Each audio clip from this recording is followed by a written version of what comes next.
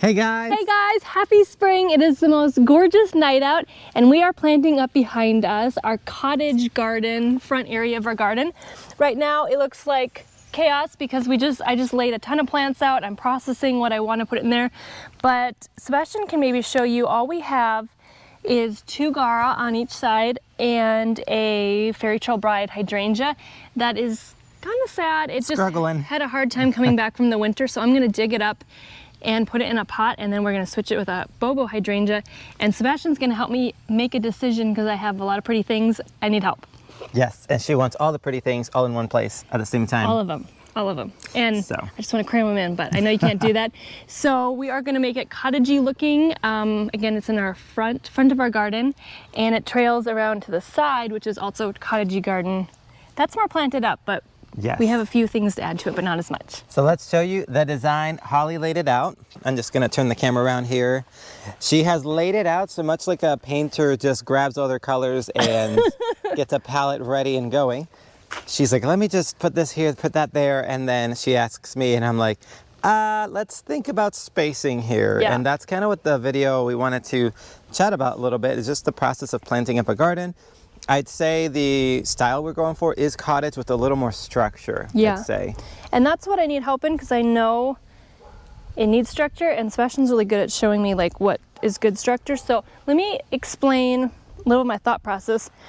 I saw these at the nursery and I stole them. She stole them. They are gorgeous. Like, look at this. It's like a clump. Ooh, got some thorns. It's a clump on a one thing.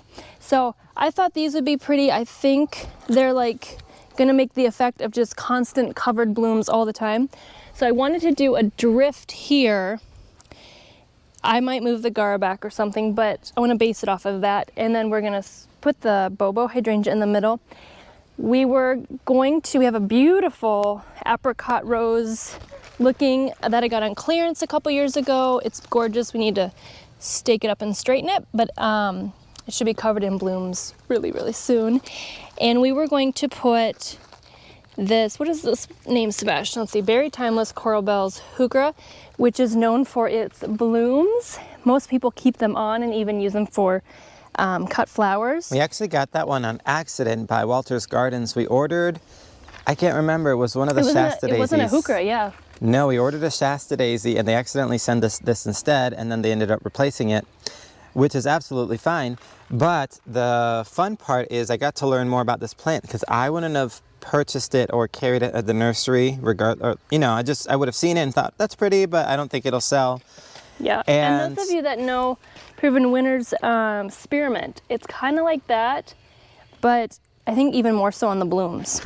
So it's like got that green silvery leaf texture. Like yes, spearmint, which is really beautiful. And this one, it's called Endless, or what is it, Timeless? Timeless. Because it has these beautiful blooms, but once they're spent, they will stick on, much like a statice. They'll stick on the calyxes, so they actually won't look spent. Pretty. They look like they're just going. Yeah. And you can cut these and use them as cut flowers, and it will rebloom. So it's a continuous rebloomer. Essentially, it always looks like this. Cute. Luca's got some animal cards. The cutest little penguin. Is that a baby penguin, Luca? Yep. That's so sweet. Cute little penguin. And then behind it is a brown bear card. Hey, we have a brown bear. He's over there. He's a mix between a brown bear, a black bear, and a polar bear. He really is. I love that. So we were going to put the Heuchera all the way around. I got to grab some more. And then last year we had lavender foxglove behind here, and it was so pretty. So I grabbed a whole bunch from the nursery, and that's why you see stuff in the nursery, because it's usually stuff that I want in my garden. So I'm like, hey, Sebastian, we need this. We need this. We're going to do snowdrift, like white. I wanted to do white, and then some saffron finch. These I thought looked gorgeous by the rocks. These are the James Britannia Safari Dusk. And then I was thinking of maybe carrying them over there. I wanted to do a couple phlox. We're going to put some over there, but the opalescence, I'm challenging Holly. She wants 2 phlox right there, and I think this is what a lot of you guys struggle with too. I had 3. I took one out, Sebastian. When you see a plant like this, for example, especially if you order online. So we carry these at our online store. we ship these, the quart flocks. size. And can you grab one real quick? Yep. I want to show them I can't remember, it's opalescence, but just any of the opalescence I actually had 3 of these. series. So she had 3 right there. And you see, you know, it looks like a grande pot. This is a quartz. It's a little bigger than a grande pot. Luminary opalescence phlox right here, and it grows to be 30 to 32 inches tall. So this raised bed right here is 2 feet tall. So you're gonna get another foot above this, which is perfect. I don't want this garden blocked. I want to Right. see through it. So I want just enough height in order to be able to see that. And also let's look at here. It will say minimum spacing about 24 inches wide. So that's gonna be about 2 feet. So I don't think people realize when they're planting in this area. I'd say we have about 3.5 feet from here to here, and I'd say from here to here we have close to 2 feet. So if you plant this in the center, we'll have about 6 inches spacing behind or there, and then we do want it to kind of cover the rocks a little bit, to grace it, to soften the edges of the rocks so that it looks a little more natural, not like we just placed some rocks like it does now. So I am challenging Holly. I think we should only do 1. She wanted to do 3. And I was like, no. So this is where practicing restraint, I think, will pay off, because later on they'll be so crowded we'll have to remove a plant. And then I wanted to do some peach sky yarrow, thank you. The yarrow. Somewhere in here, and then I just grabbed some more plants. And we just planted the Stand By Me clematis. I thought it would be beautiful on this garden sign that Sebastian made me. I was thinking maybe an allium on each end. I'm not sure. An allium here and an allium there. Yeah. Don't mind the weeds here. We're if you can working see on it. here, this is where we had some either fabric or weed protection underneath. And then right here, we have not done anything. So that's why these weeds are showing up. I told Sebastian it's funny, when you make stuff really pretty, you almost can't appreciate it when you have like a section that's not pretty. It's like... You do appreciate it a little Yeah. more. So yeah. anyway, I'm not showing you that area yet because Holly's making a show video. 'em. I don't know which one will go first, but we are replanting the whole situation over Go there. this way. So, allium right here. I told Holly I think nepeta would be pretty because the allium is taller than the nepeta, and these will go lower. And we do have nepet over there that we wanted to tie in. We have some over there. We want to pull it over here. It's fun if you have it in one area to try to do fewer plants. Not like I'm doing fewer, but fewer varieties, and then you can put it in multiple areas and it ties it in really well. And then let me swing over here. We're gonna put a bobo in the center here. I like the Fairy Trail Bride because of its laciness, but I think this will be a good pick because it also has that lacy look. We just planted a phenomenal lavender there, which is beautiful with its silvery foliage, and I thought it might be really pretty with 3 Italian ice roses with that pretty color. And some of the phlox tucked back there. This area stays really wet from our drip. Look at that. She put 4 phlox together in what, let's say 12-inch spacing or foot spacing right there. I think it's great. So that's my idea. We put some Monarda here a little bit ago, and then we have banana cream and the queen, what is she? The Agastache. Queen bee nectarine.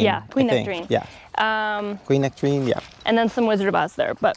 So these right here are the beautiful nepeta.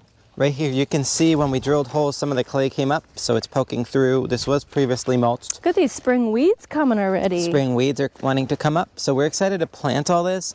Once we're done with all the planting, then we'll go ahead and just mulch the entire bed. But right now, we're just gonna make a big mess and not worry about it. But right here, we got the banana cream Shasta daisy. Look how big that clump is. So these will be blooming in pretty much no time, because they have right here some buds, they're budding up.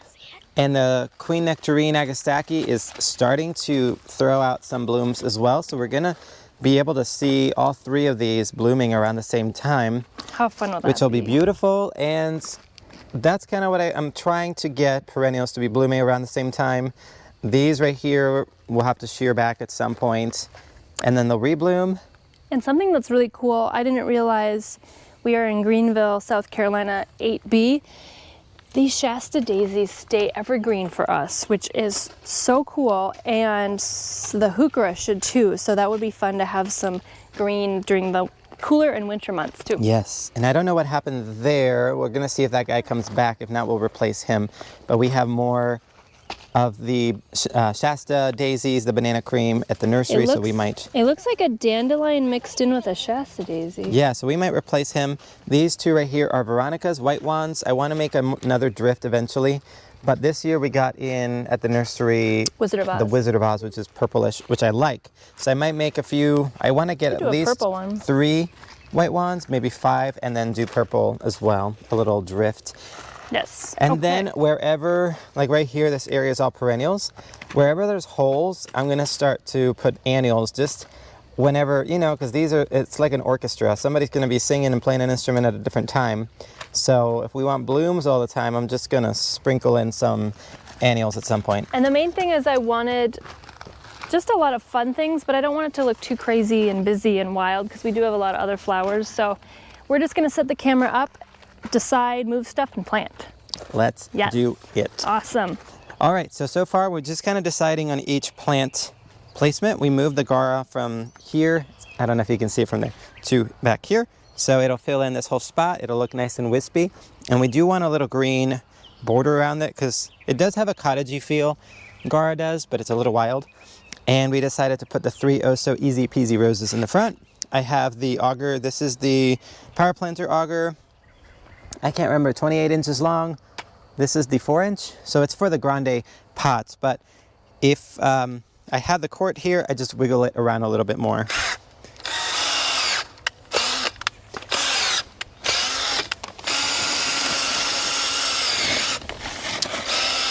So just making a big hole here. We're putting some biotone in, sticking this guy in. Probably gonna make all the holes first, and then we'll stick everything in all at once, but I'm just doing this to show you, and then we'll fast forward everything. And for those of you that think, oh, that was so easy, you have like amazing soil, you don't have clay soil. This here, I have literally put compost, and I have mulched this multiple times. This is our soil, and if it gets dry, it's like brick. It's like really a brick. is bricks. But that is what's lying underneath. So on the top, I'd say, what, maybe 4 inches now, we do have some nice soil. It's because we've been working on it and adding a lot of stuff.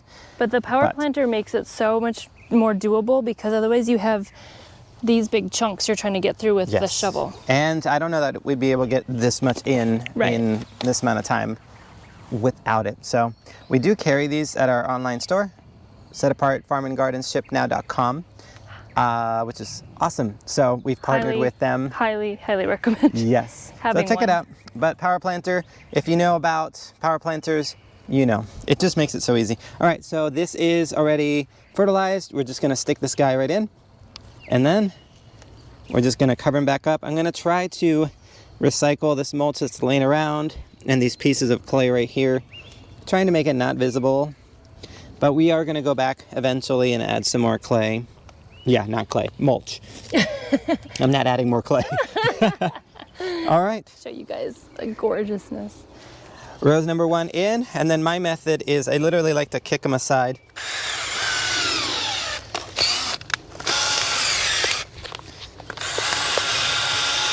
I love when it moves as one big solid clump. Yeah. Clay. Hole number 2 done.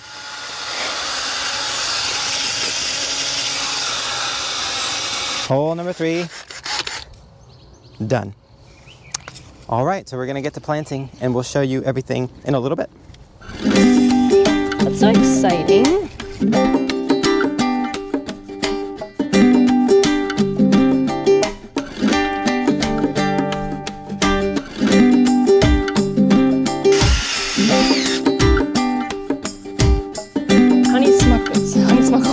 Honeysuckle smells so incredible.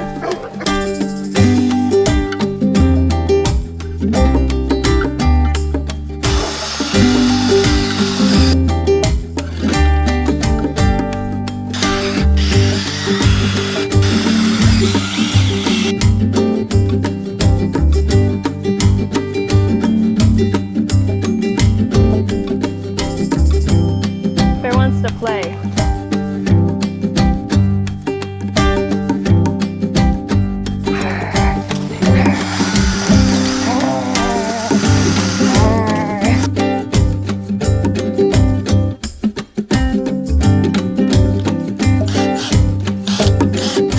Just wanted to say real quick, we are adding a little bit of topsoil in these holes.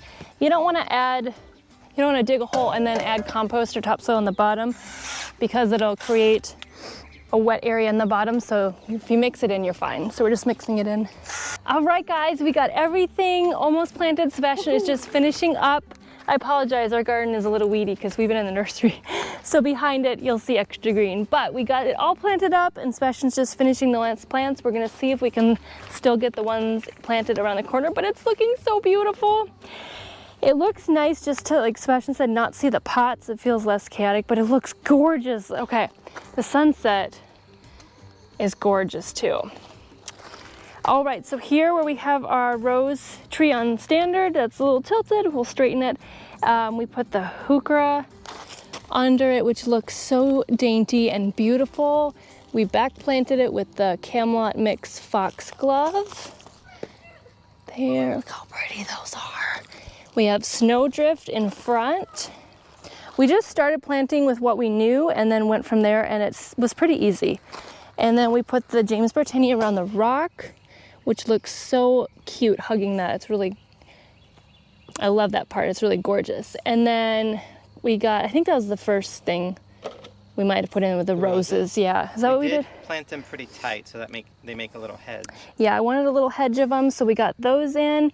We switched the Gara to the back, and then we put, oops, knocking some plants over.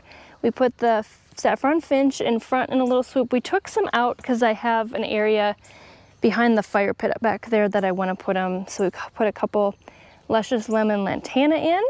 Yeah, we wanted to continue just a block of yellow, so we used these. They're gonna be great. This is our store, if you're wondering what is all here. I just grabbed flats of plants. And then James Britannia swoosh all the way over there, which looks so pretty with the yellow. I love that. And it ties it in by the rocks over there. It does so well. And then we're still putting that in. We put the Bobo hydrangea. Gonna sneak past you. I don't know if he'll be a thug this year. They're typically a thug, the Bobos. Which is interesting. They might like our area because I think they're said to be smaller, right? Well, they say they're gonna max out about 2, maybe 3 feet, but they can get bigger, 4 and 5. which would be fine here, I think. Maybe we'll see.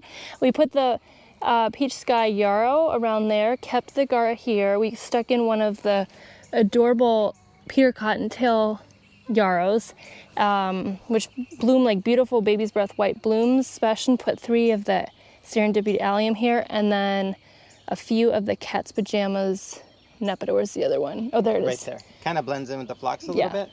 Which is neat. But so it's a nice border perennial. So pretty, so full of flowers, but green at the same time, so it's not too wild. It'll be pretty when we get like the wispy stuff going with the Gara and different stuff, so it'll be a nice mix. I love it so much. I hope you guys can see close enough. Trying to pan around. But it'll be fun to do a now and a later. Once everything's blooming. Let me just pan for you guys. Yeah, when it's blooming. So my hair's a little wild because it's getting humid and I'm sweating and it just like goes so you're welcome. It's very curly. It gets very curly. So I'm going to turn this around. Holly showed you everything already, but I did want to chat a little bit about cottage garden design. Of course, I'm trying to add a little structure with a little whimsy and a little bit of looseness, which I feel like our garden is structured anyway, so that helps. It's a bit of a backdrop. If you have like a fence or if you have something like that, that'll definitely help. This rose on standard here, meaning rose on a stick, is leaning for sure, but that does offer a ton of structure and that really helps. And when we're trying to plant everything so that it feels like a cottage garden, but it doesn't feel so loose and wild, that it doesn't make, and weedy. Yeah, I don't want to because often there's a lot of cottage gardens and it just depends on your style, but man, honestly, those birds are loud. Honestly, the last couple of years though, we had the Gara there, but I think we had, I gotta stay close to you because of the microphone. Last couple of years we had the Gara, and I think we planted Angelonia and sunflowers and maybe something else, and it was all just like wild sticks, and it was too much. You couldn't appreciate. Too much upright growth habit things, and they're all upright. They all had the same leaf structure, so it just felt like weeds blooming. It was pretty, but it just one plant didn't stand out from the other, and we're trying to avoid that so that it looks cohesive. It's a pretty area we walk by all the time.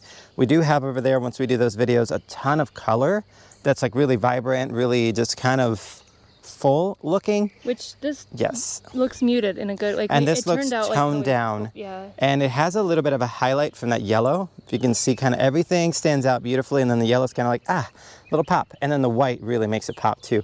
But again, we're going for structure. Underneath, I did end up doing that heuchera. We're hoping, it does say full sun.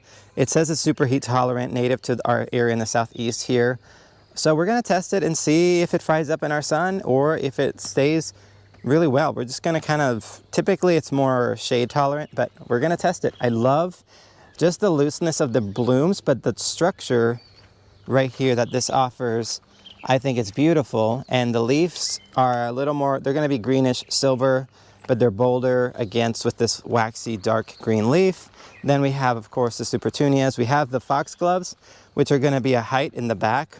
I am questioning that a little bit if they're a little too tight, but the nice thing is about cottage gardens is that you can kind of fudge your spacing quite a lot. You can cram things in. The only thing about cramming things in, especially with perennials, over the years you will have to begin to remove more perennials as they get a little more suffocated. Because, or divide them. Yes, move them, divide them, and whatnot. So around here, we're just keeping the purples and pink theme. Over there, what I'm seeing, right here, wanted to show you guys, we have the yarrow, which is upright. It's gonna be a peachy color, which I think will be beautiful. I love the fern structure, especially against the hydrangea. Right. I do think they're a little close to the hydrangea, but we'll see. There's a loose structure here in the middle, which I think this area right here will help with the structure right here. If it gets too messy, we'll pop some things out. Right here, there's a little bit of a hole. I think, did you already mention? We're gonna stick some angelonia in there. Because what we're noticing right here, there's a bit of a hole and we need a little height. I think I forgot to say too, on all the corners, we have the David Austin Strawberry Hill climbing rose. Yeah, so that'll be a beautiful climbing rose. We're gonna put an arch here and some sort of gate situation by the garden. But right here in this area, I'm craving a little upright. So we're gonna do the angelonia. It does have a waxy green bold leaf, does great in our climate. And it gets a decent size. So we're only gonna put one because by the time these plants get filled, I just need a little height. It will be pretty pink color against the purple blooms, against the Nepeta purple, against the white of the Peter Cottontail yarrow. And then over here, we're gonna do a little bit of the, I think Holly mentioned that, but the penstemon, which offers height as well. So we're trying to vary, but we're also planting in groupings. So like 3 roses, a couple heuchera. Okay guys, so that's pretty much it for this. We will definitely keep you guys updated with some, when we finish planting it even more, as well as when it's blooming, we'll do some tours and things, so. Thanks for joining us for our fast cottage garden planting, beating the light as usual. Take care. Bye. Bye.